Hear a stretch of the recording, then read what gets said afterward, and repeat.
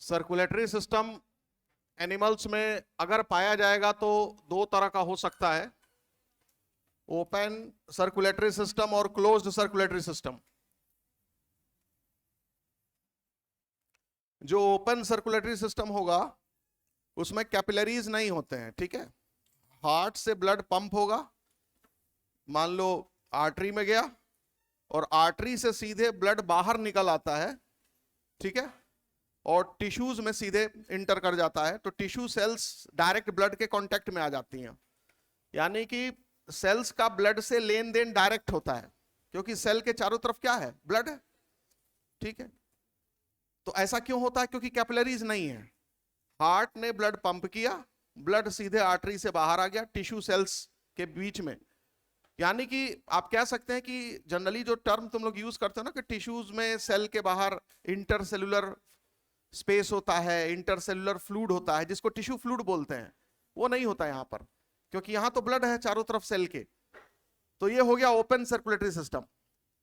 और closed circulatory system में क्या होगा, ब्लड कभी भी ब्लड वेसल के बाहर नहीं आता, हमेशा अंदर ही रहता है, तो कभी भी सेल ब्लड के संपर्क में नहीं आती, इसीलिए वर्ड क्लोज यूज किया गया, क्लोज्ड सर्कुलेटरी सिस्टम। तो यहां पर क्या होगा, टिश्यू फ्लूइड भी होगा, यहां सेल का ब्लड से जो लेन देन होगा वो डायरेक्ट नहीं होगा, पहले सेल से कोई चीज निकलेगी तो सेल के बाहर कौन सा फ्लूइड होता है, टिश्यू फ्लूइड, उसमें जाएगी, वहां से फिर वो कैपिलरी में एंटर करेगी, कैपिलरी में जिसमें ब्लड है। मतलब क्या हुआ कि जो क्लोज्ड सर्कुलेटरी सिस्टम होगा उसमें सेल और ब्लड के बीच में डायरेक्ट कनेक्शन नहीं होगा, यानी सेल ब्लड से भीगी हुई नहीं होगी, ये ध्यान रखना है। तो ये दो चीज यहां पर आपको एनसीईआरटी बुक ने यही चीज लिखा हुआ है। अब इसको डायग्राम से समझ लेते हैं। सपोज करो ये हार्ट, ऐसे मैंने लिख दिया हार्ट है ये, ठीक है। अच्छा, और हार्ट से मान लो ब्लड पंप हो रहा है, ये हो गया आर्टरी। और आर्टरी जनरली आप पढ़े होंगे कि आर्टरी जो है आर्ट्रियोल में डिवाइड हो जाती है, फिर आर्ट्रियोल से क्या बनता है, कैपिलरी, फिर कैपिलरीज मिल करके वेन्यूल बनाती हैं, वेन्यूल से फिर क्या बन जाते हैं, वेन। तो ब्लड उसी सर्किट के अंदर फ्लो करता है। यहां ऐसा नहीं होता है, यहां आर्टरी होगा या आर्ट्रियोल तक जाएगा। मैं आर्ट्रियोल तक भी बना सकता हूं, बना दे रहा हूं, इसको कोई दिक्कत नहीं, ठीक है। जैसे ये आर्टरी हो गई, ये कई ब्रांचेस में डिवाइड हो गई, तो आर्टरी जब कई ब्रांचेस में डिवाइड होगी तो इन ब्रांचेस को क्या बोलेंगे, आर्ट्रियोल। ये क्या है, आर्टरी। अच्छा, अब बाहर जो है वो डायरेक्ट ये टिश्यू सेल्स है, ये क्या है बेटा, टिश्यू सेल्स है। तो जो टिश्यू की सेल्स हैं उनके बीच में से ब्लड जो है वो फ्लो करेगा। अब अंदर जो ब्लड है, मान लेते हैं इसके अंदर हार्ट ने ब्लड पंप किया, तो ब्लड इस आर्टरी से होता हुआ आर्ट्रियोल में गया और आर्ट्रियोल से सीधे बाहर निकल गया, और बाहर निकल गया तो सेल्स के बीच बीच में से देखो हो करके बह रहा है। यानी ब्लड डायरेक्ट किसके कांटेक्ट में आ गया, सेल के कांटेक्ट में आ गया, टिश्यू सेल्स के कांटेक्ट में आ गया, ठीक है। अब उसके बाद इन ब्लड को कलेक्ट करने के लिए बाकी जो दूसरा सिस्टम है, वेन्यूल है, तो ये हो गया वेन। वेन की ब्रांचेस को क्या बोलेंगे, वेन्यूल। अब ये वेन्यूल से होता हुआ कुछ जगह वेन्यूल होगी, कुछ जगह वेन्यूल नहीं होगी, सीधे वेन होगा। तो ब्लड फिर लौट जाता है इन वेन्यूल से होते हुए फिर हार्ट के तरफ। तो साइकिल तो पूरा हो गया, लेकिन इस साइकिल में एक चीज मिसिंग है। क्या मिसिंग है, क्या मिसिंग है, कैपिलरीज नहीं। मतलब इस आर्ट्रियोल और इस वेन्यूल को जोड़ने वाला बीच का जो लिंक है वो मिसिंग है। क्या मिसिंग है, कैपिलरीज। कितने लोगों को समझ में आ गया? यही है ओपन सर्कुलेटरी सिस्टम। तो ओपन सर्कुलेटरी सिस्टम में हार्ट ब्लड को पंप करेगा, ब्लड सीधे सेल के संपर्क में आ जाएंगी, यानी सेल चारों तरफ से ब्लड से भीगी होंगी, सेल का ब्लड से एक्सचेंज क्या होगा, डायरेक्ट होगा। और ऐसा इसलिए संभव है क्योंकि कैपिलरीज नहीं है। तो ऐसे एनिमल में कैपिलरीज नहीं होता है। ये बात समझ में आ गया? और उसमें लिखा है कि cells are bathed in blood, बात बोलिए वेद बोलिए दोनों चलता है। तो cells are bathed in blood, clear हो गया? तो ये तो कल हमने लिख दिया था ना कि इसमें दो चीज है, कैपिलरी नहीं होगी और cells are in direct contact of blood, या cells are dipped in blood या बेथेड इन ब्लड, ठीक है। तो ये हो गया ओपन। और क्लोज्ड में क्या होगा? क्लोज्ड में बस बीच में क्या बना देना है आपको? कैपिलरी बना देना है, यानी ब्लड को कभी भी ब्लड वेसल से बाहर नहीं निकालना है। ठीक है, अब बताओ, जब ब्लड सेल के बाहर, सेल को टच करते हुए जा रहा है, तो सेल के बाहर जो टिश्यू फ्लूइड नाम की चीज है वो इसमें होगी नहीं। सेल के बाहर जाओगे तो ब्लड मिलेगा, सेल के बाहर जाओगे तो क्या मिलेगा? ब्लड मिलेगा, चारों तरफ ब्लड बह रहा है सेल के।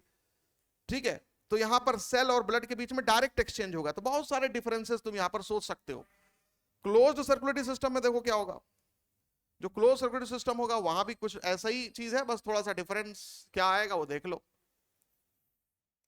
हार्ट है, सब कुछ ऐसे ही बनाना है, और यहां पर ब्लड वेसल बनाया आपने, इसकी कई ब्रांचेस आपने बनाई। मैं सिर्फ एक ब्रांच को कंटिन्यू करूंगा, कैपिलरी में ले जाऊंगा, बाकी को छोड़ दूंगा।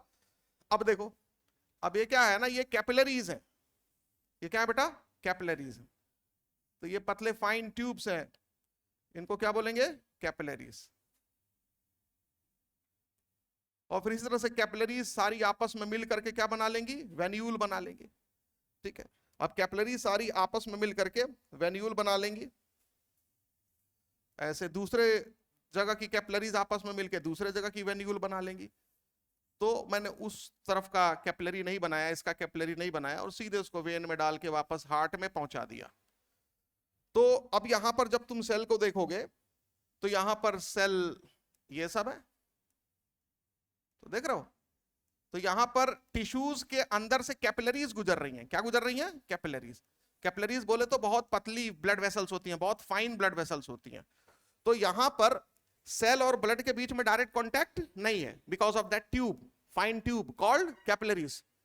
कितने लोगों को समझ में आ गया? अच्छा, अब देखो, अब सेल और ब्लड के बीच में जब लेन देन होगा तो सेल के बाहर क्या होगा? सेल के बाहर ये जो जगह देख रहा हो, ये टिश्यू फ्लूइड है बेटा। क्या है ये? Tissue fluid. तो सेल से कोई चीज निकलेगी तो डायरेक्ट ब्लड में जाएगी कि टिश्यू फ्लूइड में जाएगी? टिश्यू फ्लूइड में जाएगी, और तब उसके बाद ब्लड में जाएगी। या ब्लड से कोई चीज निकलेगी तो पहले टिश्यू फ्लूइड में जाएगी कि डायरेक्ट सेल में जाएगी?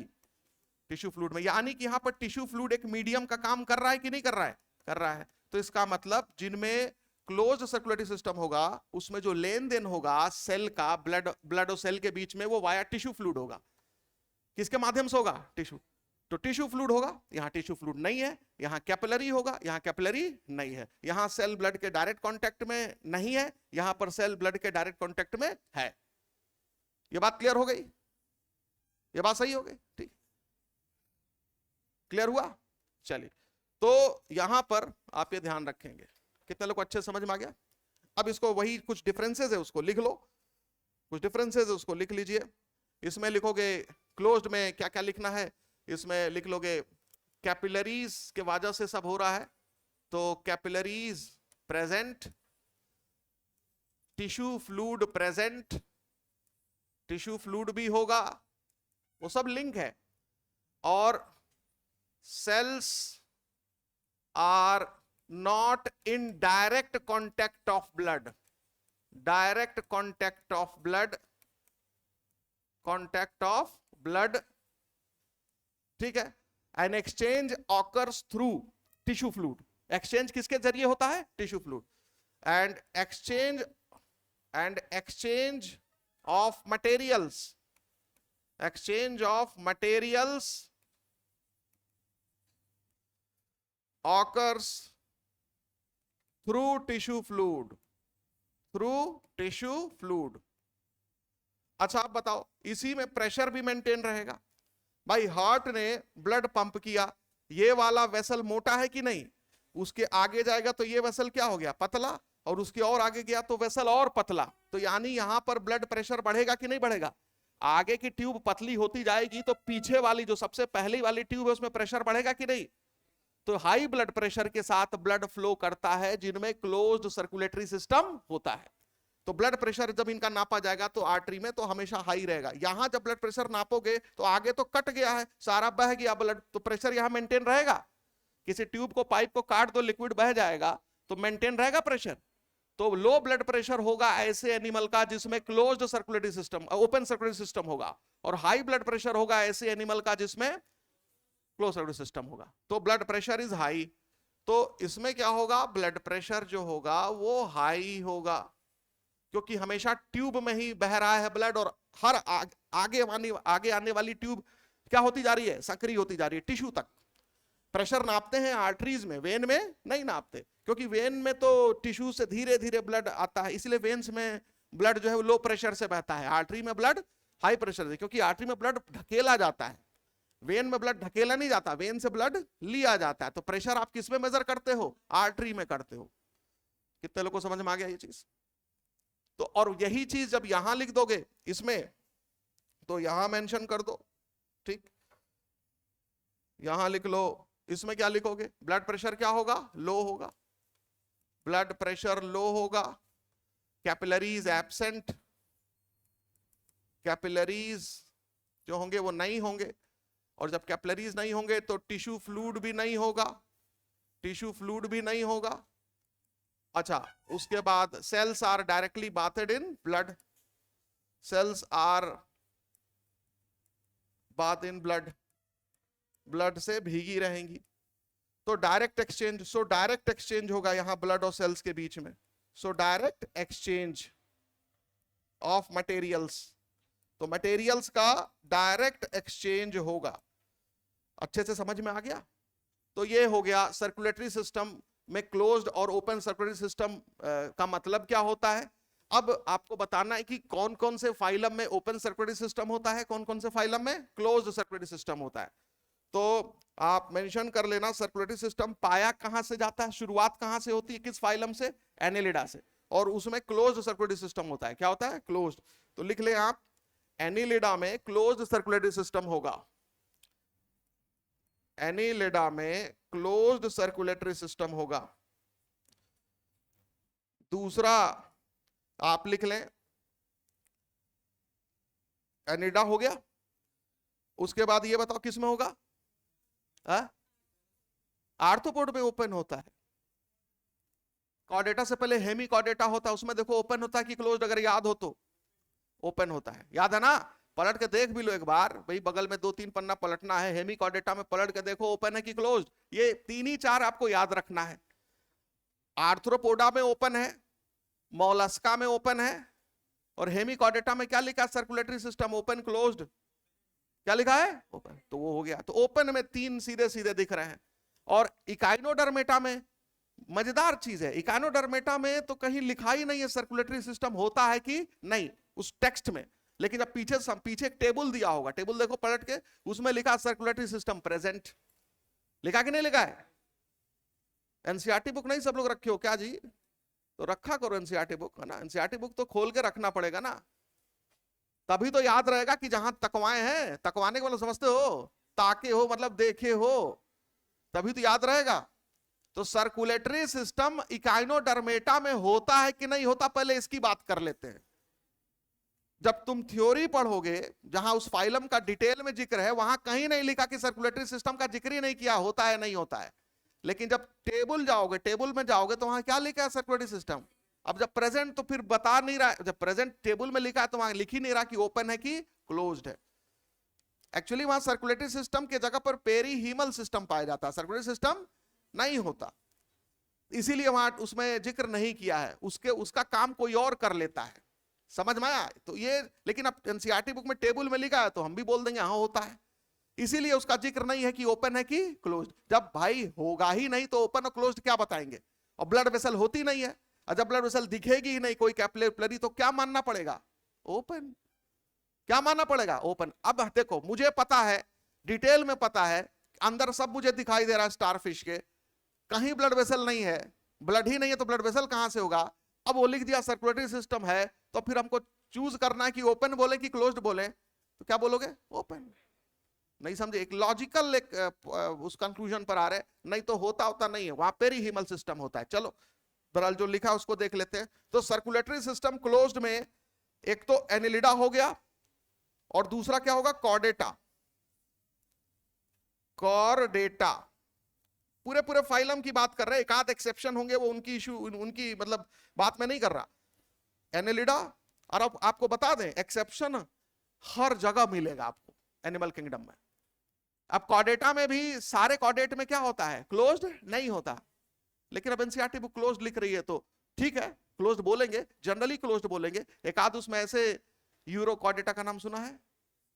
कॉर्डेटा, कॉर्डेटा में पढ़े होगे ना, प्रोटोकॉर्डेट्स नाम सुना है ना, यू कॉर्डेट्स। तो जो अर्ली प्रिमिटिव कॉर्डेट्स होते हैं उनमें सर्कुलेटरी सिस्टम क्या होता है? ओपन होता है। तो खैर, तो हमको प्रिमिटिव कॉर्डेट्स तो बहुत कम है ना, ओवरऑल ज्यादातर कॉर्डेट्स में क्या मिलेगा? क्लोज्ड। तो लिख दिया कि कॉर्डेटा में कैसा सर्कुलेटरी सिस्टम होता है? क्लोज्ड होता है। आई बात समझ में? ए बेटा चलो आगे बैठो, आगे बैठो ना, क्यों भागते हो चोर के तरह से पीछे? तुम्हारे नजर में गड़ गए हो, चलो आगे आओ, आगे आओ ना, रोज ना बोलना पड़े, नहीं तो बेइज्जती करेंगे अब इसके बाद, वही चीज बार बार बताना पड़ता है। चलो आगे बैठो। और पीछे की जगह पीछे जो लड़के बैठते हैं वो आगे बैठ जाएं, लड़कियां आके बैठती हैं वहां लाइन से, ठीक है ना। और आप लोग टाइम से आइए, और पूरा किनारे छिका के बैठी रहती हैं, इधर सड़क के बैठिए। और आगे आओ, सब लोग खड़े हो जाओ, खड़े आगे आओ। चलो, ये कौन सा तरीका है? पीछे से दिखाई भी नहीं देता होगा। चलो आगे आ जाओ बेटा, आगे आ जाओ, पीछे से, पीछे वाली रो, चलो आगे आओ, सब आगे आओ, आगे आओ। कैसे बोलना पड़ेगा? खड़े हो जाओ। और आज जो बता दिए वही रोज फॉलो करिए, जब तक कि हमें ना लग जाए कि अब ठीक हो गए हैं आप। चलिए आगे बैठिए, सड़क के बैठो सब लोग, सर को उधर किनारे, सर को, सर को किनारे। और जब कोई, और 8 बजे के बाद, 8 बजे के बाद दरवाजा बंद करवा दीजिए, क्योंकि जो बच्चा पहले आकर के यहां जगह लेना चाहता है उसकी क्या गलती है कि उसको सड़क के किनारे जाना पड़ रहा है? ठीक है, चलो भैया, सुनाई नहीं दे रहा है, खड़ी हो जाओ पीछे वाली 3 बंदर, बंदरिया, चल आ गया। अब यही, जब नाम नहीं पता तो यही ना बोलेंगे, बंदर नहीं, बंदर जो है हमारी भाषा कैसे समझेंगे? बंदर, बंदरिया, चल आ गया। चलो आगे आओ। अब ऐसे बैठा जाता है क्लास में, सिनेमा देखने बैठे हो कि जहां मर किया वहीं बैठ गए?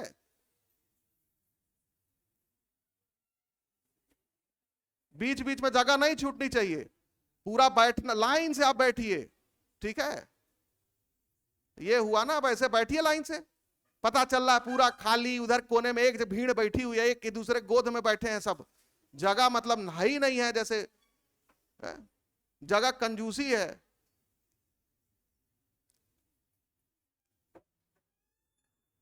पीछे का 2 रो बिल्कुल खाली मिलना चाहिए, सुनाई नहीं दे रहा है। चलो आगे, तुम लोग के फायदे के लिए बुला रहे, आगे आओ, चलो उठो, आगे आओ, चलो आगे आओ, आगे चलो। 8 बजे के बाद दरवाजा बंद करवा दो इन लोग का।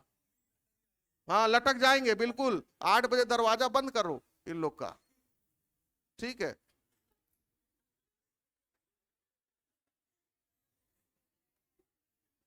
चलो बैठो, लाइन से बैठो, इधर आगे आओ बेटा, जगह नहीं खाली होनी चाहिए, आगे आओ बैठो, बैठने का तरीका सिखा दे, है ना।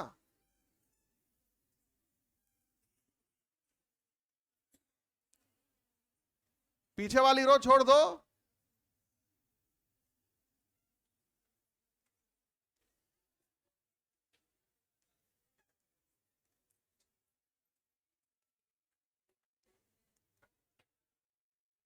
चलो बैठो, जो बाद में आए कोने भेजो उसको, वहां किनारे भेजो उसको, क्या दिक्कत है?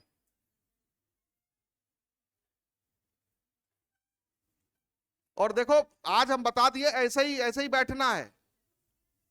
हाँ बैठो, कोई दिक्कत नहीं है, वहां आगे तो कम से कम हो, पीछे बैठने कोई मतलब नहीं, आगे बैठो, इधर बैठ जाओ बेटा, आगे बैठ जाओ, आगे बैठी है ना, ये बच्ची बैठी है इसके बगल में, बैठ जाओ, दे दो जगह उसको, उधर है ना जगह बेटा, है ना बगल में जगह, बैठ जाओ, वही बैठ जाओ।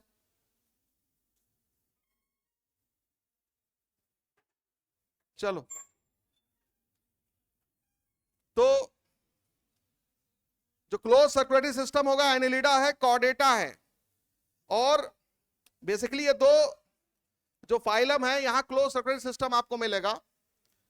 और ओपन सर्कुलेटरी सिस्टम में लिख लो, ओपन सर्कुलेटरी सिस्टम जो मिलेगा वो आर्थ्रोपोडा में मिलेगा, बड़े पैमाने पर आर्थ्रोपोडा, मोलस्का में भी मिलेगा, और तीसरा अभी अभी बोला तुमने हेमिकॉर्डेटा, और किसमें मिलेगा? हेमिकॉर्डेटा में मिलेगा, हेमिकॉर्डेटा। ठीक है, इकाइनोडर्मेटा जो है वो हम लिख नहीं रहे हैं क्योंकि एनसीईआरटी बुक तो कुछ जिक्र कर नहीं रही कि ओपन है कि क्लोज्ड है, तो इसलिए उसको हम छोड़े हुए हैं। ठीक है, तो अगर सवाल आएगा तो ज्यादा यही पूछेगा कि आर्थ्रोपोडा, मोलस्का और हेमिकॉर्डेटा, जहां क्लियर थोड़ा मतलब आपको क्लियरली, और भी किताबों में सीधे सीधे मेंशन रहता है, इकाइनोडर्मेटा के बारे में बहुत क्लियर कट कहीं लिखा नहीं रहता है। अच्छा, यहां पर मोलस्का में ध्यान रखना, जो सिफेलोपॉड्स होते हैं, ऑक्टोपस नाम सुना होगा ऑक्टोपस का, सीपिया, लोलिगो, ये सिफेलोपॉड्स हैं। सिफेलोपॉड का मतलब होता है जिनके सर के ऊपर पैर होता है, उनको क्या बोलते हैं? सिफेलोपॉड्स। सर के ऊपर पैर होता है, मतलब ऑक्टोपस देखा है ना, ये इसका सर है, ये इसकी आंख है, और इसके ऊपर ये देख रहा हो, इसका क्या है? ये पैर है। कितने पैर होंगे? 8। तो सर के ऊपर पैर होगा तो ऐसे एनिमल को क्या बोलेंगे? सिफेलोपॉड्स। सिफेलो मतलब हेड, पॉड मतलब पैर, पोडा। क्लियर हुआ? तो इसमें क्लोज्ड सर्कुलेटरी सिस्टम होता है, पूरा ग्रुप ही है ये। मोलस्का के अंदर एक पूरा ग्रुप ही है जिसमें कौन सा सर्कुलेटरी सिस्टम होगा? क्लोज्ड। बाकी दूसरे मोलस्क में जैसे स्नेल है, यूनियो है, ठीक है, ये सब टस्क सेल है, ये सब जो है इनमें सर्कुलेटरी सिस्टम कैसा होगा? ओपन। तो ओपन सर्कुलेटरी सिस्टम जो है मोलस्का में होगा, सिफेलोपॉड को छोड़ करके। तो सिफेलोपॉड में कैसा हो जाएगा? Close circulatory system. तो अगर कभी आ गया मोलस्का में क्या? सिफेलोपॉड्स।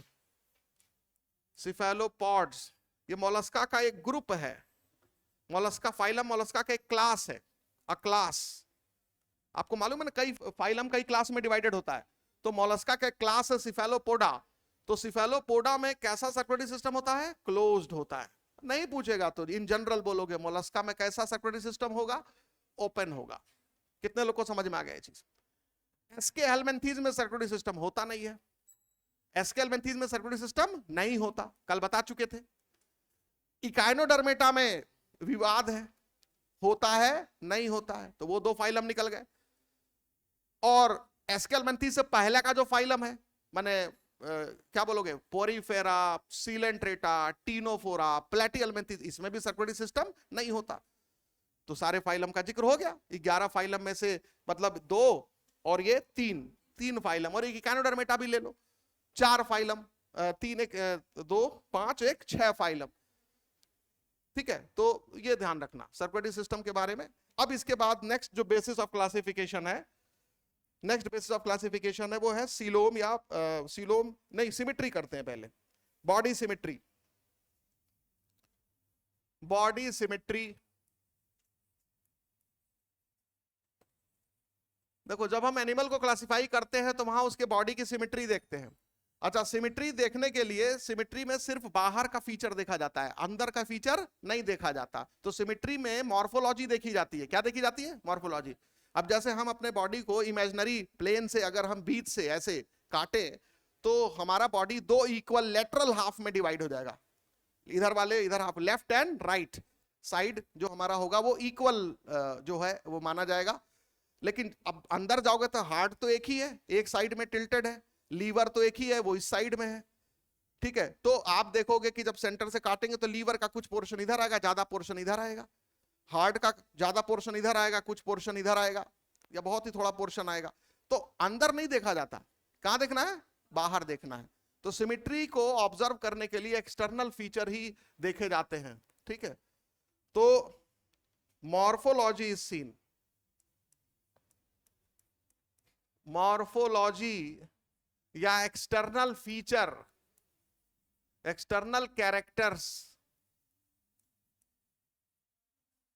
Is observed. तो सिमेट्री में क्या ऑब्जर्व करते हैं? एक्सटर्नल कैरेक्टर को ऑब्जर्व करते हैं सिमेट्री डिसाइड करने में। बॉडी के अंदर नहीं जाते, बॉडी के बाहर ही रहते हैं। और एनिमल जो होगा वो 2 तरह के हो सकते हैं, एसिमेट्रिकल और सिमेट्रिकल। एसिमेट्रिकल और दूसरा होगा सिमेट्रिकल। जो एसिमेट्रिकल होंगे उनकी बॉडी को आप उनके बॉडी को सेंटर से गुजरते हुए किसी भी प्लेन से काटेंगे तो कभी भी बराबर हिस्सा नहीं मिलेगा। जैसे मान लो कोई बॉडी है, वो इस तरह की बॉडी है, ठीक है, इस तरह की बॉडी है, तो कहीं पर इसका एक सेंटर मान लेते हैं यहां, ठीक है। अब यहां से अगर हम एक प्लेन लें और इस प्लेन से इसको काटे तो इधर और इधर वाला दो हाफ बराबर दिख रहा है क्या? नहीं। या अगर हम ये प्लेन लें तो ऊपर और नीचे बराबर होगा? नहीं। तो बराबर हाफ नहीं मिल पाएगा किसी भी प्लेन से आप काटे इसको तो, और वो प्लेन इसके सेंटर पॉइंट से होके गुजरना चाहिए। कितने लोगों को समझ में आया ये चीज? ये कितने लोगों को समझ में आया है? तो वही एनसीईआरटी बुक लिखा है कि body can not be divided into two equal halves through any plane passing from the centre of body. अब किसी भी बॉडी का सेंटर निकालने आता है ना, फिजिक्स में बताते हैं ना कैसे सेंटर निकालते हैं। टेढ़ी मेढ़ी बॉडी हो, रेक्टेंगल हो, सर्कल का तो सेंटर सबको समझ में आ जाता है? टेढ़ी मेढ़ी बॉडी का भी सेंटर होता है। तुमको मालूम है ना, एक बॉडी अगर ऐसी है तो इसका सेंटर कहां होगा? कि नापोगे इंची टेप से कि यहां सेंटर होगा? आपको मालूम, समझ में आ रहा हूं मैं क्या बोल रहा हूं? जहां बैलेंस पकड़ ले, सेंटर ऑफ ग्रेविटी, क्या ग्रेविटी, वो उसका सेंटर है। ये क्लियर हुआ? तो पहले तो ये बता दे सेंटर तुम लोग समझ पा रहे हो कि नहीं समझ पा रहे हो, तो वही कहे कि सर सेंटर कैसे माने, यहां सर सेंटर, यहां जहां सेंटर हो जाए उस सेंटर से अगर उसको काटोगे तो बराबर हाफ नहीं बनेगा। तो body can not be divided into two equal halves. Body can not be divided into two equal halves, two equal halves through any plane या by any plane passing from the center of body, center of body।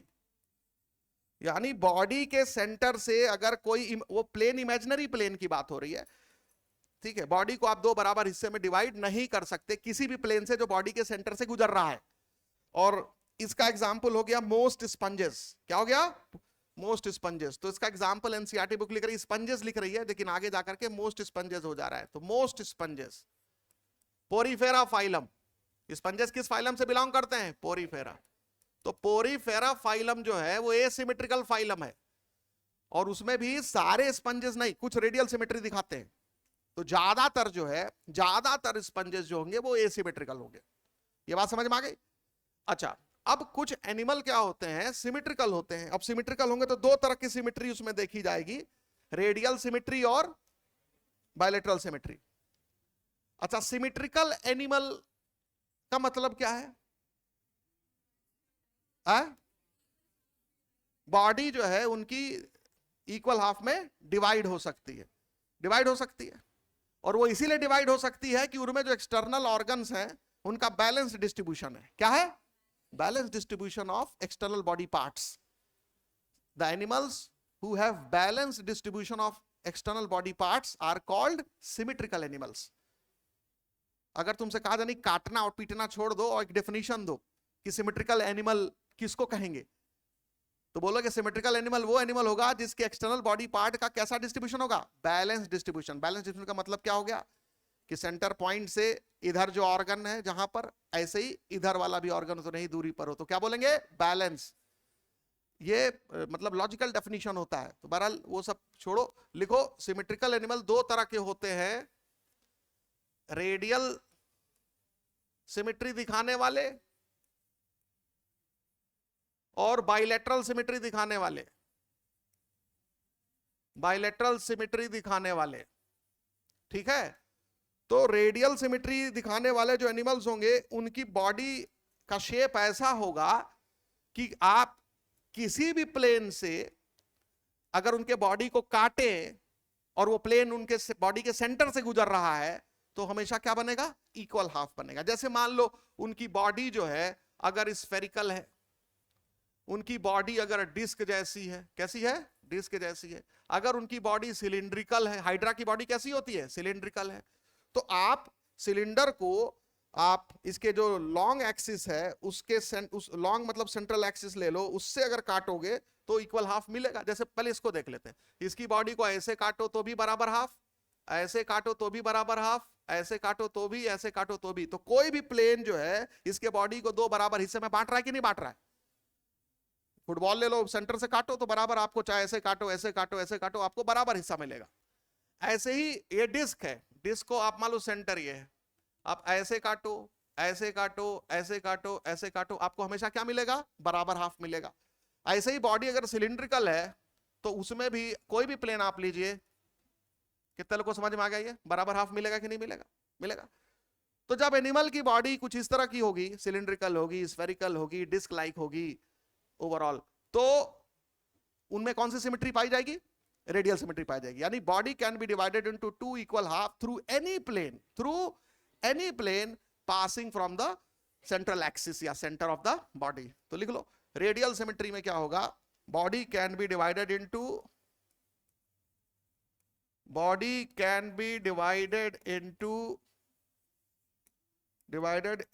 To equal halves through any plane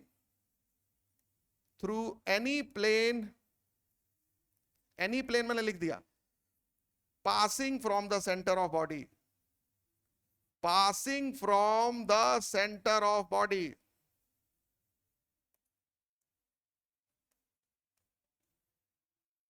passing from the center of body। ठीक है, तो आप देखेंगे इस symmetry को क्या बोलेंगे, रेडियल। तो ये हो गया रेडियल सिमेट्री। और रेडियल सिमेट्री देखी जाती है बेसिकली, फाइलम की बात करें तो दो फाइलम में, एक तो सिलेंट्रेटा, दूसरा टीनोफोरा। टीनोफोरा में थोड़ा सा मॉडिफाइड रेडियल सिमेट्री होता है, उसको बाई रेडियल सिमेट्री बोलते हैं, बट उसमें नहीं जाना। तो सिलेंट्रेटा और टीनोफोरा, तो लिख लो यहां पर दो फाइलम का नाम लिख लेना रेडियल सिमेट्री दिखाने वाले ऑर्गेनिजम्स में। यहां पर दो एग्जांपल लिख लेना, एग्जांपल रेडियल सिमेट्री का, सीलेंट्रेटा और दूसरा क्या है, टीनोफोरा। तो सीलेंट्रेटा और टीनोफोरा, इनमें रेडियल सिमेट्री पाई जाती है। और लिख लो कि सम पोरीफेरा, क्योंकि यहां तुमने लिखा ना मोस्ट स्पंजेस, तो सम स्पंज भी लिख सकते हो, कुछ स्पंज जो होंगे वो दिखाएंगे। सम स्पंज भी लिख लो, सम स्पंजेस मतलब कुछ पोरीफेरंस, सम स्पंजेस। तो एक सिलेंट्रेटा हो गया, दूसरा टीनोफोरा हो गया, तीसरा क्या हो गया, सम स्पंजेस। ये रेडियल सिमेट्री का एग्जांपल है। अच्छा, बाइलेटरल सिमेट्री में क्या होगा, बाइलेटरल सिमेट्री में body can be divided into two equal lateral halves. Lateral समझते हो, हमारे बॉडी में एक होता है डॉर्सल साइड, एक होता है वेंट्रल साइड। ये वाला वेंट्रल साइड है और पीछे वाला क्या है, पीठ वाला साइड क्या है, डॉर्सल। पेट वाला साइड क्या है, वेंट्रल। और इधर क्या है, लेफ्ट राइट, दो लेटरल साइड्स हैं। तो हम अपने बॉडी को अगर इस प्लेन से काटेंगे तो नाक मुंह आंख सब आगे गिरेगा और पीछे, और पीठ किधर गिरेगी, पीछे। तो बराबर हिस्सा नहीं ना बनेगा। हमारा डॉर्सल और वेंट्रल साइड बराबर है कि नहीं बराबर है, नहीं बराबर है। लेकिन हमारे जो लेफ्ट और राइट साइड है यानी लेटरल हाफ, लेटरल साइड से वो बराबर है। तो हम इस प्लेन से अगर बॉडी को काटेंगे, वो भी बीचों बीच सीधा, तो हमारा दो बॉडी का दो इक्वल हाफ मिलेगा। तो वो लिखना है कि body can be divided into two equal half, two equal lateral half. वो हाफ बताना पड़ेगा, कौन सा half, lateral half, through any plane, नहीं थ्रू वन प्लेन। वो ये वाला प्लेन, उसको सेजाइटल प्लेन बोलते हैं। क्या बोलते हैं, सेजाइटल। ब्रेन में सूचर होता है, ब्रेन की जो हड्डियां हैं आपस में जुड़ी रहती है ना, ऐसे वो फ्यूज नहीं रहती हैं, ऐसे जुड़ी रहती हैं। वो ऐसे लकड़ी मारोगे खट से टूट अलग हो जाएगी हड्डी, वो खांचा बना रहता है, वो उसके ऊपर स्किन चढ़ी रहती है, उसको मशीन से नहीं काटना होता है, वो ऊपर नीचे होती है ना ऐसे। इसको चाहोगे तो एक हल्का सा ऊपर नीचे ठोकोगे तो क्या हो जाएगी, ये निकल जाएगी। तो कभी मान लो स्कूटर चला रहे हो, झटका लगा तो छटक के हड्डी निकल गई ऊपर वाली, ढीली हो गई मान लो, तो घबराना नहीं, फिर जाना मुक्का से मारना, ऐसे खट से बैठ जाएगी। तो ये होता है, ये ब्रेन का जो सूचर्स होते हैं, ब्रेन की हड्डियां जो है वो सूचर से जुड़ी रहती हैं।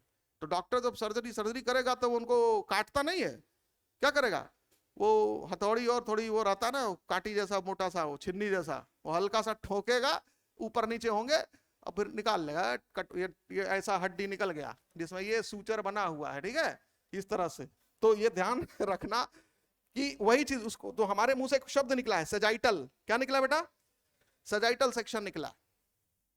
तो सजाइटल मतलब ये वाला प्लेन, यहीं से जहां से सजाइटल सूचर जा रहा है वहीं से काटो और बॉडी का 2 इक्वल हाफ बनेगा। तो लिख लो एनसीईआरटी बुक जो मेंशन कर रही है, body can be divided into 2 equal half through 2 equal lateral half, लिख लेना।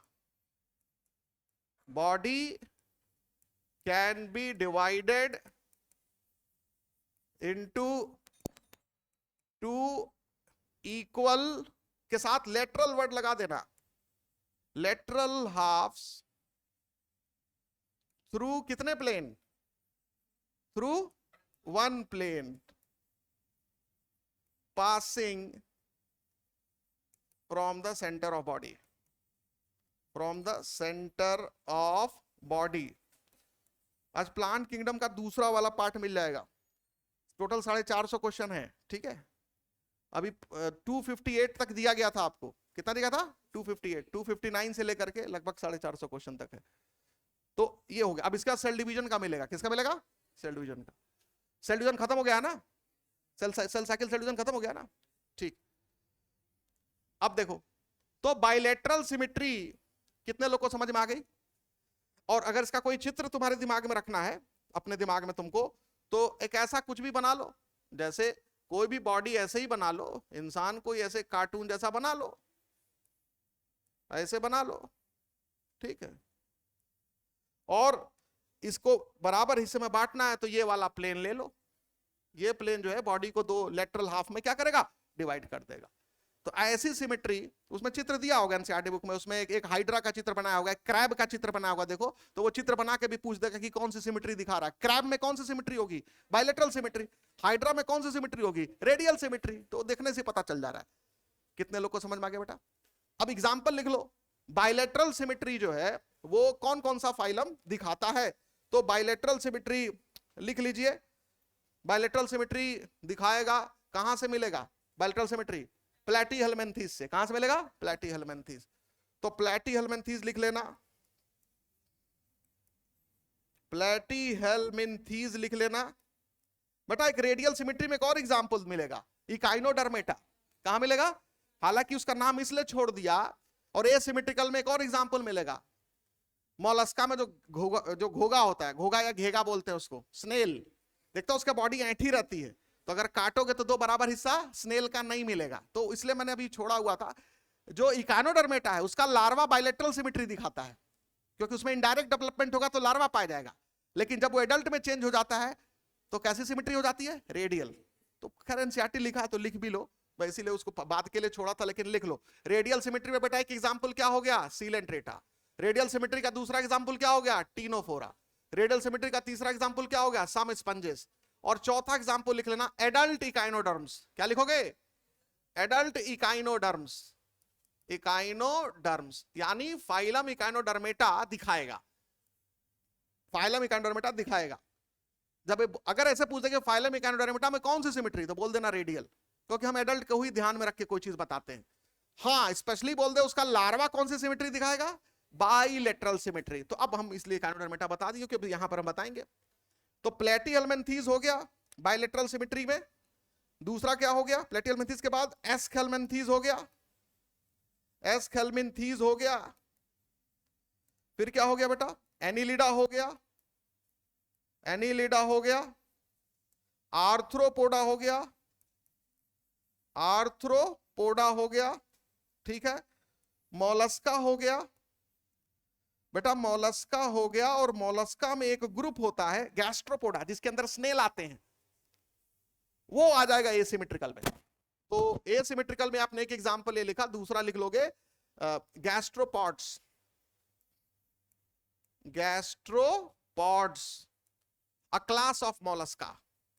अ क्लास ऑफ मोलस्का। मोलस्का का एक क्लास होता है गैस्ट्रोपोडा, वो भी एसिमेट्रिकल होता है। अब गैस्ट्रोपोडा नहीं समझ में आ रहा तो लिख लो स्नेल वाला क्लास है ये, जिसमें स्नेल्स आते हैं। कितने लोगों को समझ में आ गया? जिसमें स्नेल्स आते हैं। ठीक है। अच्छा ये बताओ, इसको हमको आगे पीछे भी करना तो नहीं होता? ये दिक्कत है इसमें। मान लो जगह ही खत्म हो गया, अब नहीं चाह रहे दूसरे फ्रेम पर जाना, सेलेक्ट करके, सेलेक्ट कर लिए, फिर पूरा कर लें, कर तो दिए सेलेक्ट, यहां क्लिक करें, अब सेलेक्ट करें, है ये तो दीपक ये कर लिए, बड़ा कर दे इसे दोनों हाथ से, ये तो वो बड़ा हो गया। अच्छा एक से खींचे, चलो अंडू कर दिए, हो गया समझ गए। चलो अब देखो, तो गैस्ट्रोपोडा जो है, जो गैस्ट्रोपोडा है वो, भाई देखो हम तो बुढ़े हो गए, ये सब चीज उतना नहीं चलाने आता, ठीक है। वो तुम लोग जो है वो ज्यादा ये सब, जो नई जनरेशन वो ज्यादा चलाना जानती है, सब मोबाइल वोबाइल लेके पैदा हुए हैं सब, ठीक है। आगे आने वाले समय में वो सब क्या लेके पैदा हो जाएगी, उनके हाथ में वही रहेगा। वो लेमार्किज्म है ना, जो जो अंगों का उपयोग, पता चले माता पिता खाली मोबाइलें ऐसे ऐसे कर रहे हैं तो बच्चा भी पैदा हुआ तो ऐसे ही करते पैदा होगा। लेमार्किज्म यही तो कहता है ना कि माँ बाप जो काम करेंगे वो प्रॉपर्टी उनके बच्चों में जन्मजात रहेगी। डॉक्टर का बेटा क्या रहेगा, उसको मोलस्का पोरीफेरा सब पैदा रहेगा, बोलते हुए पैदा होगा वो, क्योंकि माँ बाप उसके लिए मेहनत कर चुके हैं। तो गैस्ट्रोपोडा जो है वो मोलस्का का क्लास है, उसमें स्नेल्स आते हैं। इसमें कैसी सिमेट्री होगी, सिमेट्री नहीं होगी, ये सिमेट्रिकल होगा। लेकिन इसके अलावा जो बाकी मोलस्क हैं वो कौन सी सिमेट्री दिखाएंगे, बाइलेटरल सिमेट्री दिखाएंगे। मोलस्का लिख दिया हमने, तो देखो बेटा एस्केल्मेंथीज, एस्केल्मेंथीज हो गया, ठीक है। दूसरा प्लेटियलमेंथीज, तीसरा एनेलिडा, चौथा आर्थ्रोपोडा, पांचवा मोलस्का। उसके बाद छठवां क्या है, इकानोडर्मेटा। तो इकानोडर्मेटा में क्या हो गया, कौन सी सिमेट्री हो गई, रेडियल सिमेट्री, ठीक है। और वो एडल्ट इकानोडर्म में वो सिमेट्री होती है। जो लार्वा होगा इकानोडर्मेटा का वो क्या दिखाएगा, बाइलेटरल सिमेट्री। तो मैं यहां लिख देता हूं लार्वा ऑफ इकानोडर्म्स, ऑफ इकाइनोडर्म्स, ताकि याद रहे इकाइनोडर्म्स। तो इकाइनोडर्म्स का जो लार्वा है वो सिमेट्री दिखाएगा। उसके बाद हेमिकॉर्डेटा भी दिखाएगा क्या, बाइलेटरल सिमेट्री। और कॉर्डेटा भी क्या दिखाएगा, बाइलेटरल सिमेट्री। तो लिख लो हेमिकॉर्डेटा और कॉर्डेटा, हेमिकॉर्डेटा और कॉर्डेटा, यहां लिख देता हूं हेमिकॉर्डेटा। और एक और बच गया कॉर्डेटा। यानी ज्यादातर फाइलम कौन सी सिमेट्री दिखा रहे हैं, बाइलेटरल सिमेट्री। तो टोटल देख लो 1 2 3 4 5 6 7, इकाउंट छोड़ दो, 7 फाइलम 11 में से कौन सी सिमेट्री दिखा रहे हैं, बाइलेटरल सिमेट्री दिखा रहे हैं। और इकानोडर्मेटा का केवल लार्वा बाइलेटरल सिमेट्री दिखा रहा है, ठीक। पोरीफेरा दिखा रहा है, पोरीफेरा की सिमेट्री ज्यादातर नहीं होती, एसिमेट्रिकल होता है। और सीलेंट्रेटा और टीनोफोरा वो कौन सी सिमेट्री दिखाते हैं, रेडियल सिमेट्री। और इकानोडर्मेटा भी क्या दिखाता है, रेडियल सिमेट्री, ठीक है। तो अगर पूछते सवाल कि इकानोडर्मेटा कौन सी सिमेट्री दिखा रहा है, क्या आंसर होगा, रेडियल, एनसीईआरटी बुक के अकॉर्डिंग। अगर पूछ दिया कि लार्वा ऑफ इकानोडर्मेटा कौन सी सिमेट्री दिखा रहा है, bilateral symmetry. Adult of Echinodermata radial symmetry. और एक चीज, एक दो चीज हमने बस इसमें एक्स्ट्रा बताई है, इकानोडर्मेटा को 2 पार्ट में डिवाइड कर दिया, एडल्ट और लार्वा, यही तो किया है। और मोलस्का में हमने गैस्ट्रोपोडा एक अलग बता दिया कि बेटा गैस्ट्रोपोडा जो है एसिमेट्रिकल होता है, टॉर्जियन की वजह से उसकी बॉडी 180 डिग्री ऐंठ जाती है। तुम्ही को कोई पकड़ के ऐसे ऐंठ दे तो इधर का कान इधर हो जाएगा, हाथ जो है ऐसे हो जाएगा, अभी से काटा जाए तो बराबर तो हो गया नहीं। तो मोलस्का को पकड़ के कोई क्या कर दिया है, लार्वा को पकड़ लिया, कहा चलो लार्वा बाइलेटरल सिमेट्री है उसका, मोलस्का का लार्वा क्या है। लेकिन जब बड़ा हो रहा था तो उसकी बॉडी क्या हो गई, किसी ने पकड़ के ऐसे क्या कर दिया, ऐंठ दिया। तो उसकी बॉडी को जब सेंटर से काटोगे तो क्या दिखेगा, एसिमेट्रिकल। कितने लोगों को समझ में आ गया चीज। तो ये हो गया, तो सिमेट्री वाला बात सब लोग को समझ में आ गया ये चीज। चलो आगे बढ़ते हैं। अब देखो, अब जैसे हम जब मोलस्का की बात किए, देखो मोलस्का में जो बॉडी होती है ऐसे ही तो होती है, ऐसे ही होती है ना बेटा। तो मोलस्का का भाई, इसके बॉडी को अगर तुम 2 बराबर हिस्से में बांटना चाहो, कहीं सेंटर पॉइंट कहीं मान लो, तो बराबर हिस्सा मिलेगा, नहीं मिलेगा। ये टॉर्जियन की वजह से पूछता है कई बार, अच्छा पहले एग्जाम, अच्छे एग्जाम में पूछा जाता था। चलिए छोड़िए, अब इसके बाद आगे बढ़ते हैं, क्या होता है बेटा। अब इसके बाद क्या है, नेक्स्ट क्या है, germ layer. Germ layer, germ layer के बेसिस पर कैसे क्लासिफिकेशन करते हैं। जर्म लेयर्स क्या होते हैं, आप बताइए जर्म लेयर्स क्या होते हैं? बोलो, पूछा जाए जर्म लेयर क्या होते हैं?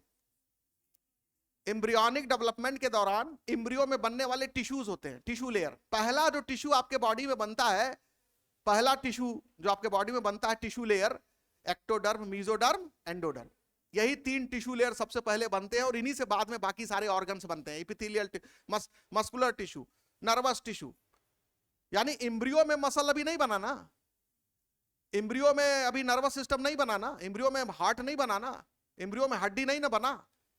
तो बेसिक सबसे शुरुआत में उस एम्ब्रियो में 3 लेयर आएंगे और वो 3 लेयर में से एक लेयर होगा एक्टोडर्म, एक लेयर होगा मेसोडर्म, एक लेयर होगा एंडोडर्म, और इन्हीं 3 लेयर से आपकी पूरी बॉडी बन जाती है। जो मेसोडर्म लेयर होगा वो किडनी बनाएगा, ब्लड बनाएगा, हार्ट बनाएगा, मेरी बात समझ रहे हैं, हड्डी बनाएगा, मसल बनाएगा। स्किन में 2 पार्ट होता है, एक्टोडर्मिस और डर्मिस। स्किन में 2 पार्ट है, स्किन का डर्मिस बनाएगा, नर्वस सिस्टम बनाएगा एक्टोडर्म, समझ रहे हो? ऐसे ही जो एलिमेंट्री कैनाल है, समझ रहे हो, लीवर, पैंक्रियाज, ये सब कौन लेयर बनाएगा? एंडोडर्म बनाएगा। कौन बनाएगा? एंडोडर्म। तो यानी कि एम्ब्रियो में जो 3 बेसिक टिश्यू लेयर्स हैं उन्हीं को जर्म लेयर बोलते हैं। क्या बोलते हैं? क्योंकि बाकी सारे ऑर्गन्स को जो आप में एडल्ट होते से जब आप फिटल स्टेज से बाहर आते हैं, मतलब एडल्ट या बच्चा का रूप लेकर के पैदा होते हैं, जिस समय आपके बॉडी में ऑर्गन्स बन जाते हैं, तो इन्हीं तीनों बेसिक टिश्यू लेयर से बनते हैं सारे ऑर्गन्स।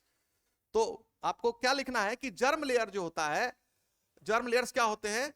ये tissue layers of embryo, tissue layers of embryo, embryo. इसीलिए एम्ब्रियो में ही देखते हैं, आपके बॉडी में अभी थोड़ी ना दिखेगा ये। अब पूछा जाए आपके बॉडी में एक्टोडर्म है? नहीं है।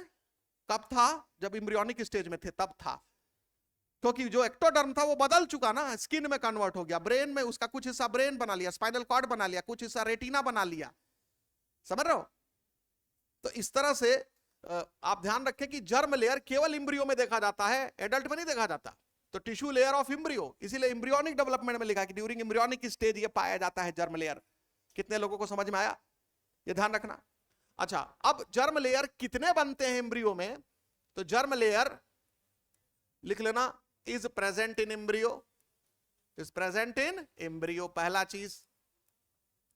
और एम्ब्रियो जब देखोगे किसी ऑर्गेनिज्म का, तब आपको पता चलेगा कि ऑर्गेनिज्म 2 तरह के होंगे, diploblastic and triploblastic, diploblastic and triploblastic, triploblastic.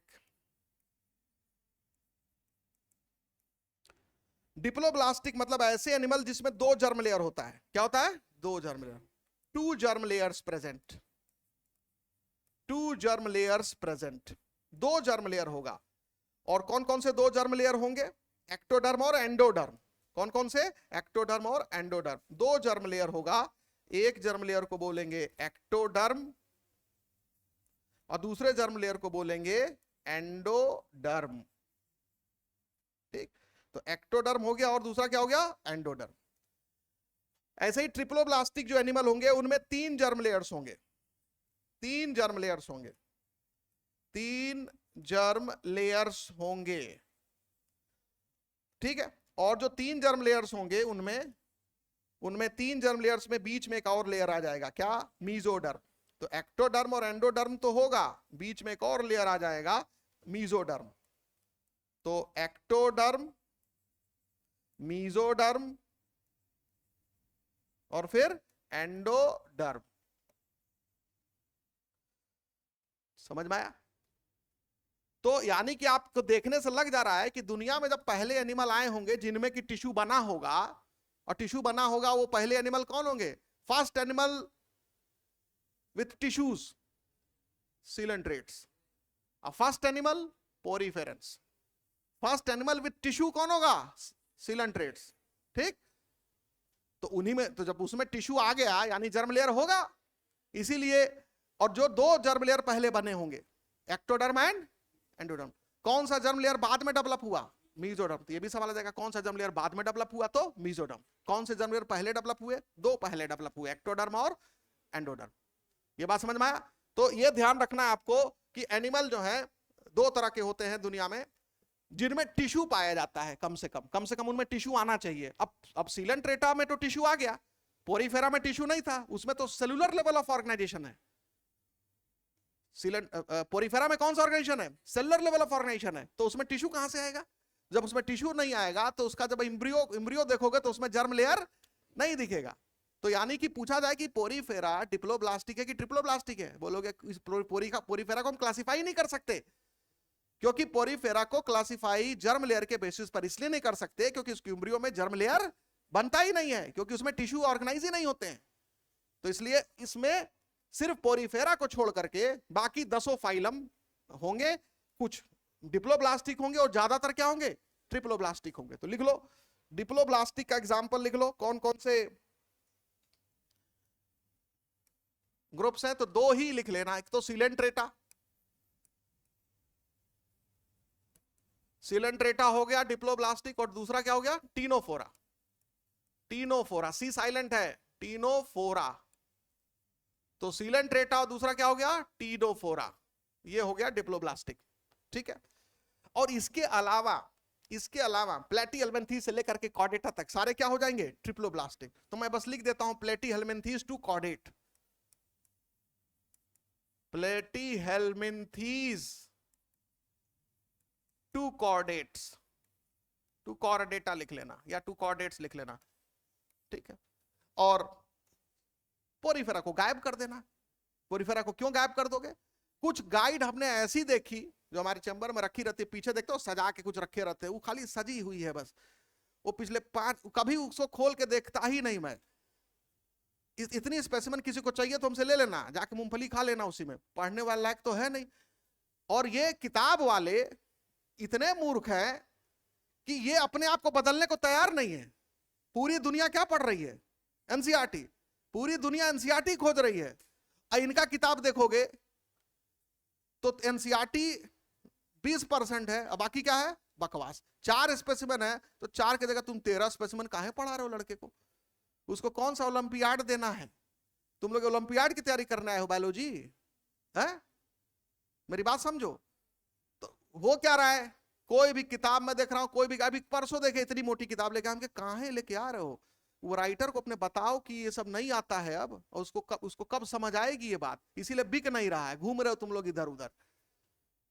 1000 1500 रुपए की किताब बताई किस लिए? और उनको समझ में नहीं आ रहा कि जब चलनी ही नहीं है किताब तो क्यों छपवा करके बेच रहे हो? तो वही मैं देखा कि उसमें से किताब ये भी मिल गई जिसमें पोरीफेरा को भी किसमें डाल दिया है? डिप्लोब्लास्टिक में। क्योंकि उसमें बॉडी वॉल में 2 लेयर होती है ना, स्पंज जब बनाओगे तो 2 लेयर होगी, तो उसका दिमाग में आ रहा है कि स्पंज 2 लेयर है तो डिप्लोब्लास्टिक हो गया। अरे भैया लेयर नहीं, ये टिश्यू का लेयर है, और जब एक जगह उसको सेलुलर लेवल ऑर्गेनाइजेशन दिखा रहे हो और दूसरे जगह उसको डिप्लोब्लास्टिक बोल रहे हो, तो दोनों तो कंट्राडिक्ट कर रहे हैं ना एक दूसरे को। तो ये ध्यान रखना।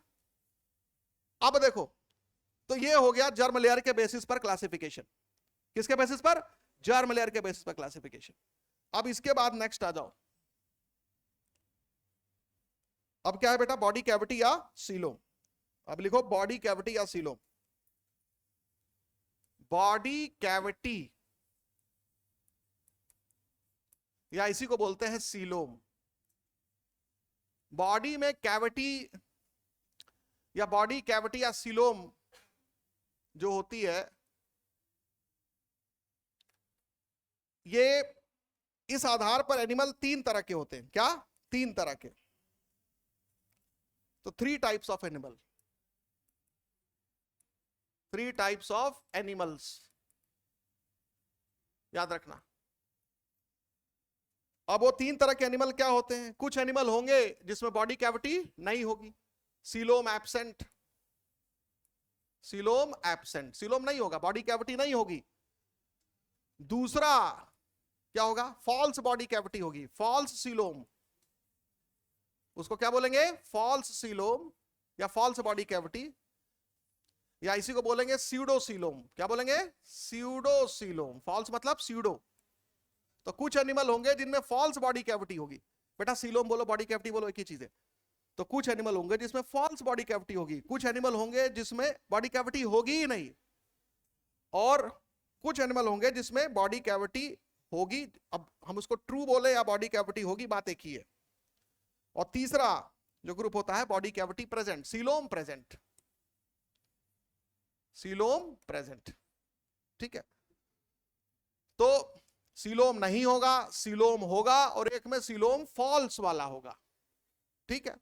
कैसे पहचानेंगे? तो कह रहा है कि एक ऐसी कैविटी, वो जर्म लेयर के बेसिस पर एक ऐसी कैविटी जो हर तरफ से मीजोडर्म से घिरी हुई है, उसी कैविटी को क्या बोलेंगे? सीलोम बोलेंगे।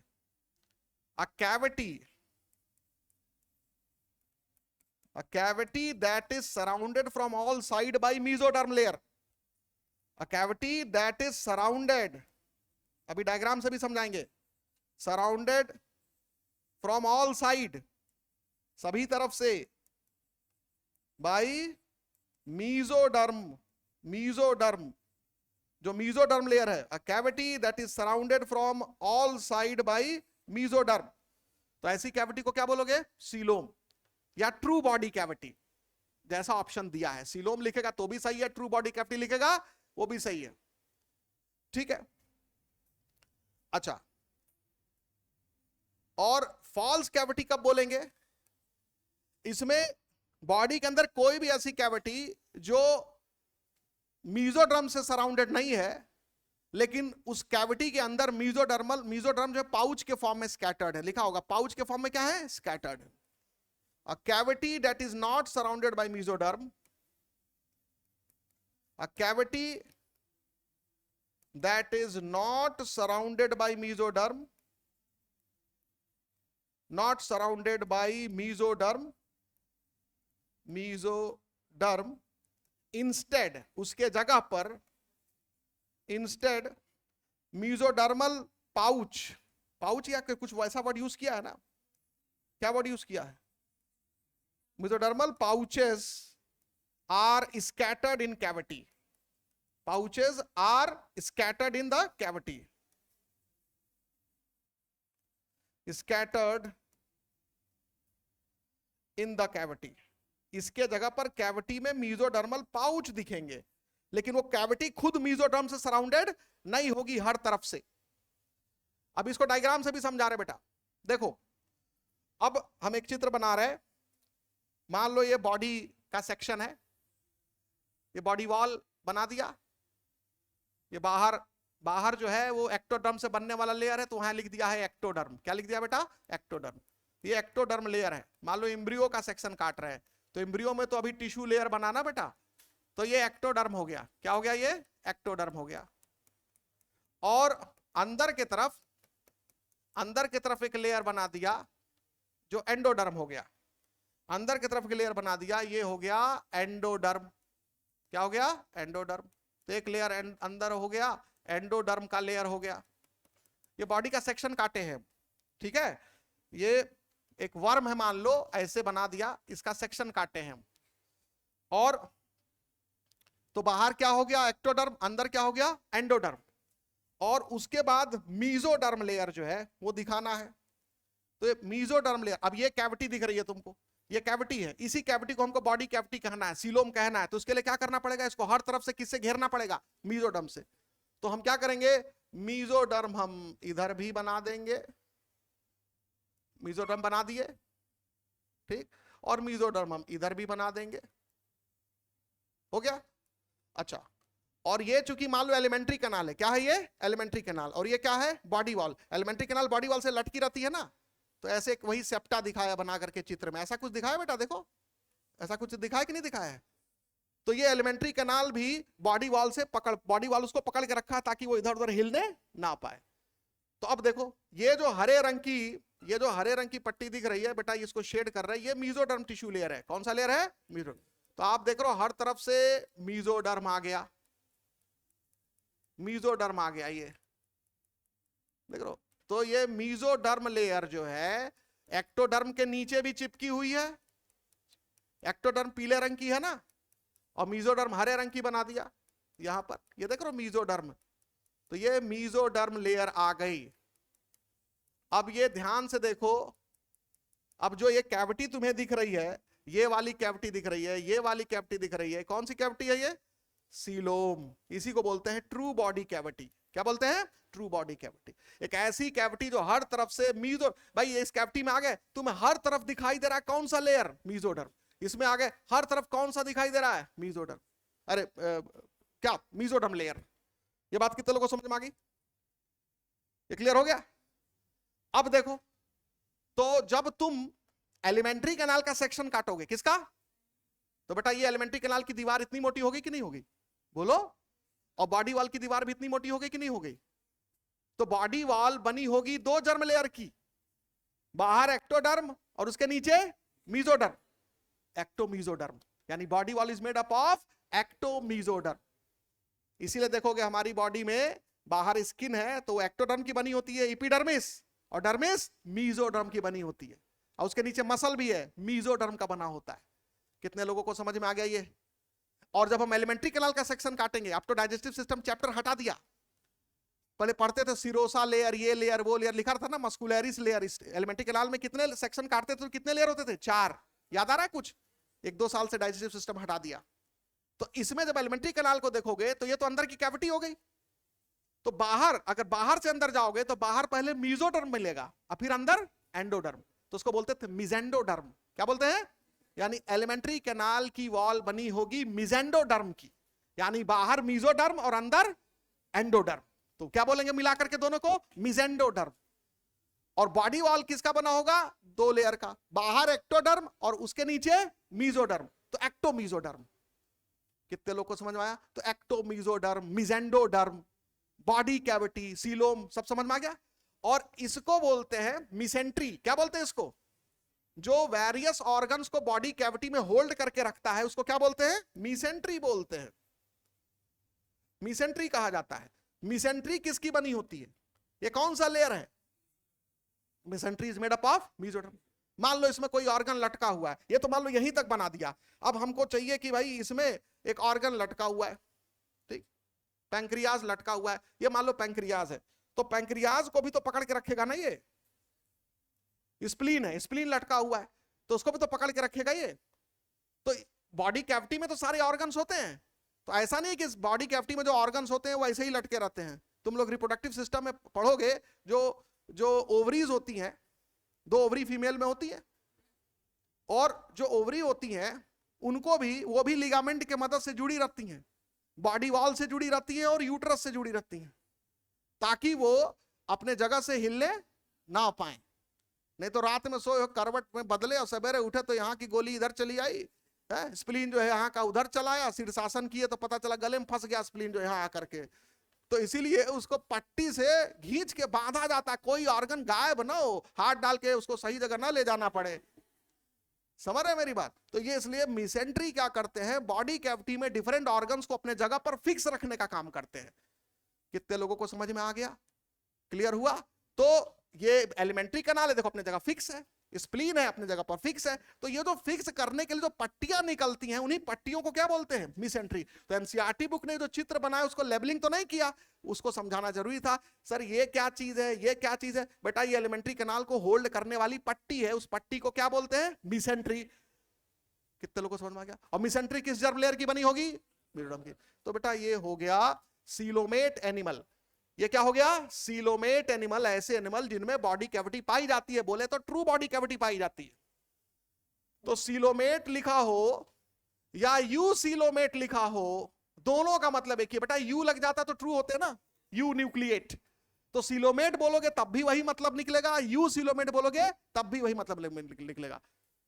कितने लोग को समझ में आ गया?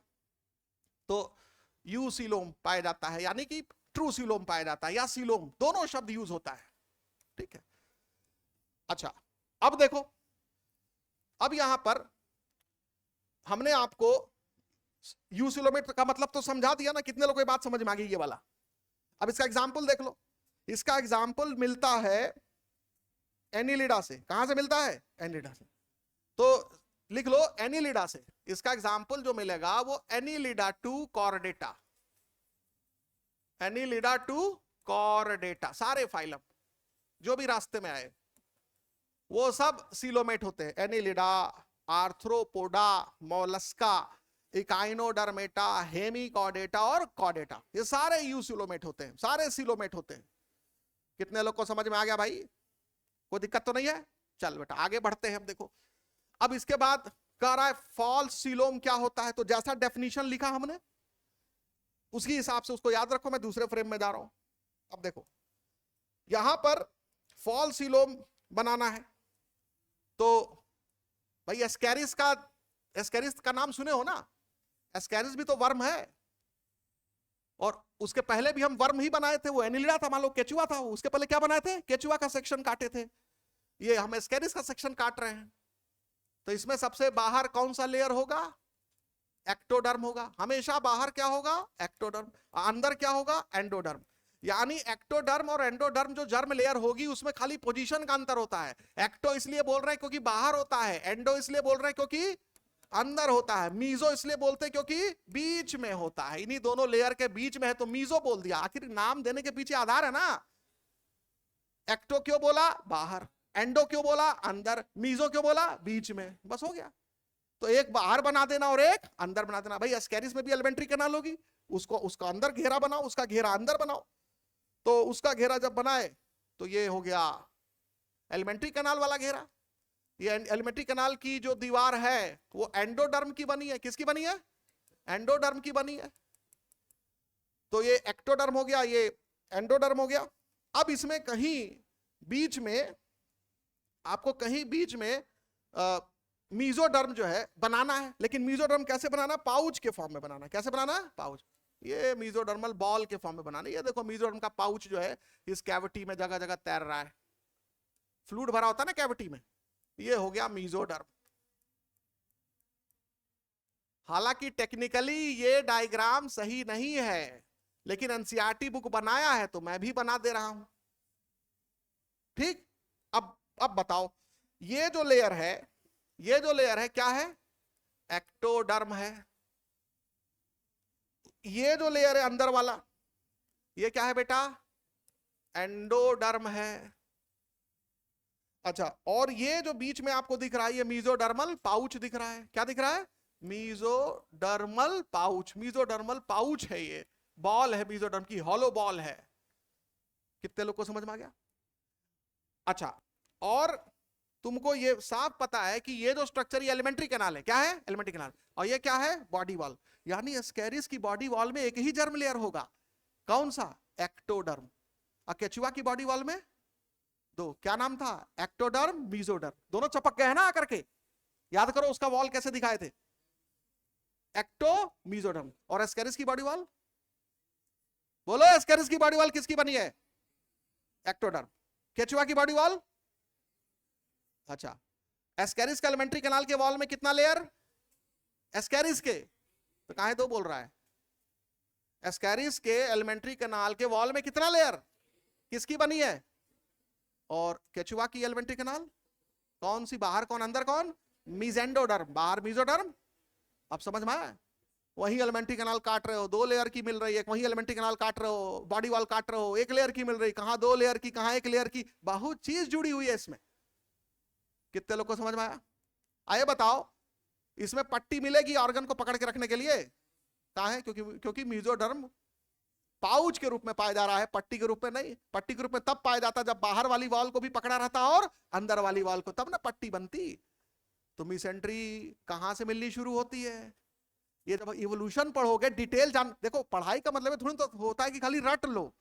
उससे क्या क्या चीज निकाल पा रहे हो, क्या क्या चीज निकाल पा रहे हो। सवाल अच्छा बनेगा तो ऐसे ही बनेगा ना, उस चित्र से ही देख के बना देगा। समझे क्या हो डायग्राम देख करके? चलो, तो ये जो कैविटी है इसका नाम क्या रखेंगे बेटा? इस कैविटी को क्या बोलेंगे? स्यूडोसील। क्या बोलेंगे? स्यूडोसील। कैविटी को बोलेंगे स्यूडोसील। और ऐसा एनिमल जिसमें कैविटी पाई जाती है उसको क्या बोलेंगे? स्यूडोसीलोमेट। तो स्यूडोसीलोमेट एनिमल होता है और उसकी कैविटी को क्या बोलते हैं? स्यूडोसील। हैज स्यूडोसील, इसी को बोलते हैं false body cavity. False body cavity. समझ में आया? अच्छा, अब बताओ, अब एक चीज जरा ध्यान से देखो। इसने मीजोडर्मल पाउच तो बता दिया, ये जो पाउच के अंदर जो ये जगह दिख रही है, ये क्या है? पाउच के अंदर भी तो जगह दिख रही, कैविटी दिख रही, बोलो। पाउच के अंदर ये जगह नहीं दिख रही है, ये जगह को क्या बोलेंगे बेटा? ये वो कैविटी है जिसके चारों तरफ कौन सा लेयर है? तो क्या हो गया? ये कौन सी कैविटी हो गई? मेसोडर्मल कैविटी हो गई। अभी क्या पढ़ा है? एक ऐसी कैविटी जो हर तरफ से किससे घिरी है? मेसोडर्म से घिरी है, तो उस कैविटी को क्या बोलते हैं? तो सीलोम दिख रहा है कि नहीं दिख रहा है? यही गड़बड़ कर दिया। तो इसमें फॉल्स कैविटी भी है और क्या है? सीलोम भी है। कितने लोग समझ रहे? भाई आप जो बता रहे वही तो मैं यहां समझा रहा हूं। तो इसलिए ये टेक्निकली सही नहीं है।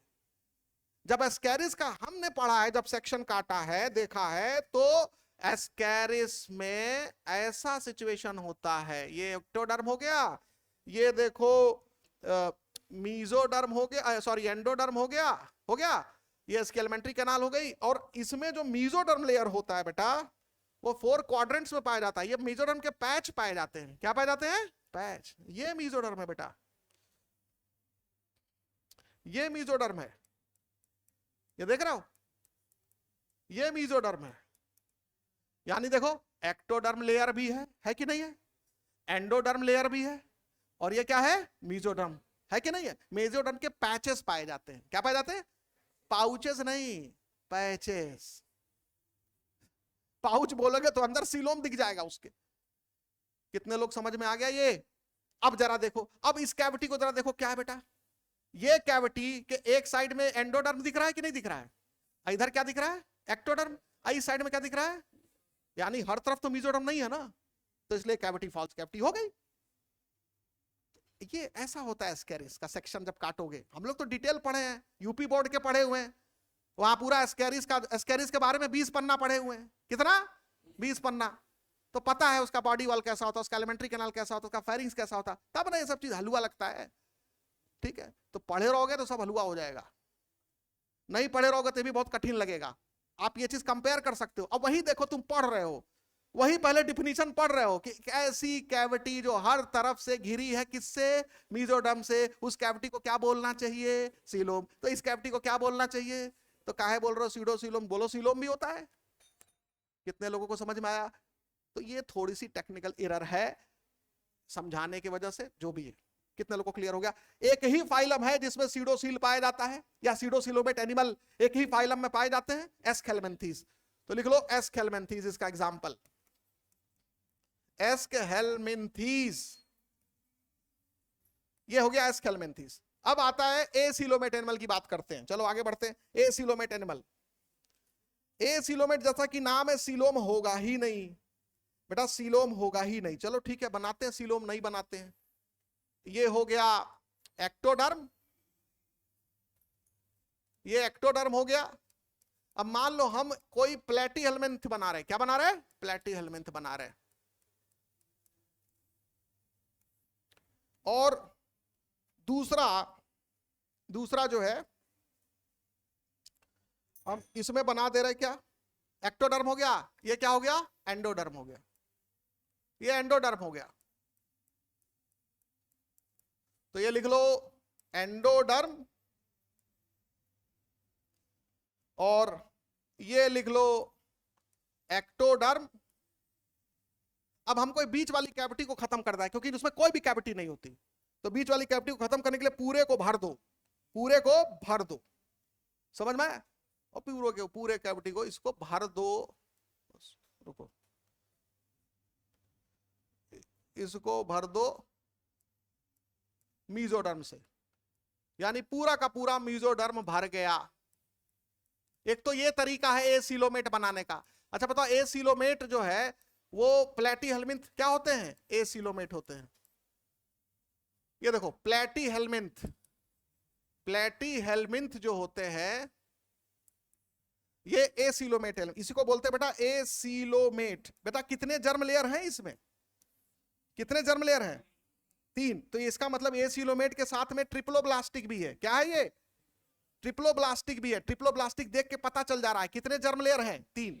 एक्टोडर्म, मीजोडर्म और एंडोडर्म। ये बीच में मीजोडर्म है, बीच में क्या है, मीजोडर्म है ये। तो तीनों जर्म लेयर दिखा तो ट्रिप्लोब्लास्टिक है। बॉडी के अंदर कोई कैविटी ही नहीं है, बॉडी वॉल और एलिमेंट्री कैनाल के बीच में कोई जगह ही नहीं खाली। जब बॉडी वॉल और एलिमेंट्री कैनाल के बीच में कोई जगह नहीं खाली मिलेगी तो बोलेंगे नो बॉडी कैविटी। तो एसिलोमेट का मतलब हो गया नो बॉडी कैविटी। कितने लोगों को समझ में आ गया? अच्छा, एक और चीज देखो, हाइड्रा, सिलेंट्रेटा, सिलेंट्रेटा हो गया या पोरिफेरा हो गया। पोरिफेरा तो कर निकाल दो, टिश्यू होता ही नहीं है। हम सिलेंट्रेटा टीनोफोरा की बात कर लेते हैं, वहां भी बॉडी कैविटी नहीं है। क्यों? क्योंकि वहां एक्टोडर्म है और ये क्या है, एंडोडर्म है, और दोनों चिपक गए आपस में आकर के। तो बीच का कैविटी गायब हो गया कि नहीं गायब हो गया? बोलो। तो बस दोनों को चिपका दो। तो एक दूसरा तरीका क्या है, एसिलोमेट देखो कैसे बना दिया हमने। मीजोडर्म को एक्टोडर्म से क्या कर दो, मीजोडर्म को, मीजोडर्म नहीं, एक्टोडर्म को एंडोडर्म से क्या कर दो, चिपका दो। ये कौन सा लेयर है, बोलो कौन सा लेयर है? एक्टोडर्म है, ये एक्टोडर्म हो गया। अब क्या करो, एंडोडर्म को चिपका दो इससे। ये जो एंडोडर्म बीच में बनाते थे उसको खींच करके किससे चिपका दो, किससे चिपकाना है इसको? हाँ, एक्टोडर्म से चिपका दो। एंडोडर्म को तुमने एक्टोडर्म से चिपका दिया। अब जरा ध्यान से देखो, तो इसमें भी तो बॉडी कैविटी गायब हो गई। ये जो कैविटी है ये क्या है, बॉडी कैविटी है? नहीं, ये तो इसके अंदर की कैविटी है, ये एलिमेंट्री कैनाल के अंदर की कैविटी है। ये कैविटी और ये कैविटी दोनों क्या है, सेम है। इसीलिए हाइड्रा में ये गट की कैविटी है जिसको बोलते हैं गैस्ट्रोवेस्कुलर कैविटी। क्या बोलते हैं? तो पता चला कि एलिमेंट्री कैनाल की दीवार सो कॉल्ड बॉडी वॉल से चिपक गई, तो बीच का कैविटी क्या हो गया, गायब। तो बोलेंगे ये भी एसिलोमेट है, लेकिन ये डिप्लोब्लास्टिक है। क्या है? दो जर्म लेयर वाला एसिलोमेट है। कितने लोग को समझ में? हाथ उठाओ ये चीज। तो लिख लो, ये हो गया एक्टोडर्म, ये क्या हो गया, एंडोडर्म। तो भाई एक्टोडर्म और एंडोडर्म के बीच में ये कौन सा लेयर था, मीजोडर्म। तब इसमें मीजोडर्मल टिश्यू आने से ये कैविटी गायब हुई थी, इसमें मीजोडर्म आने से नहीं गायब हुई है। मीजोडर्म है ही नहीं है, एक्टोडर्म एंडोडर्म आपस में चिपक गए, तो बीच का जो जगह था वो खत्म हो गया। कितने लोग को समझ में आया? और बोल रहा है कि ये दोनों लेयर आपस में चिपकते हैं तो मीजोग्लिया होता है। क्या होता है? वही देखो डिप्लोब्लास्टिक में लिखा है कि एक्टोडर्म और एंडोडर्म आपस में एक अनडिफरेंशिएटेड लेयर से, नॉन सेलुलर लेयर से चिपका रहता है, जिसको क्या बोलते हैं, मीजोग्लिया। डिप्लोब्लास्टिक में मिलेगा वो मीजोग्लिया शब्द, ठीक है ना। तो इसी के लिए रोका था हमने कि दोनों को हटा दें। तो डिप्लोब्लास्टिक का भी एग्जाम्पल हो गया। अब बीच में केमिकल का लेयर आ गया जो दोनों लेयर को चिपका के रखेगा। उस केमिकल के लेयर को क्या बोलेंगे बीच में, मीजोग्लिया बोलेंगे। तो ये जो एग्जाम्पल हो गया ये सिलेंट्रेटा हो गया। क्या हो गया? ये सिलेंट्रेटा हो गया, टीनोफोरा हो गया, सिलेंट्रेटा हो गया, टीनोफोरा हो गया। तो ये बताओ सिलेंट्रेटा और टीनोफोरा एसिलोमेट है कि सिलोमेट, क्या है कि उस कैटेगरी में आते कि नहीं आते हैं? बोलोगे एसिलोमेट है ये। यानी देखो ये भी एसिलोमेट है, लेकिन इसमें कितने जर्म लेयर हैं? यानी एसिलोमेट क्या होंगे, डिप्लोब्लास्टिक। तो पूछेगा एसिलोमेट डिप्लोब्लास्टिक एनिमल कौन है, सिलेंट्रेट्स, टीनोफोरन।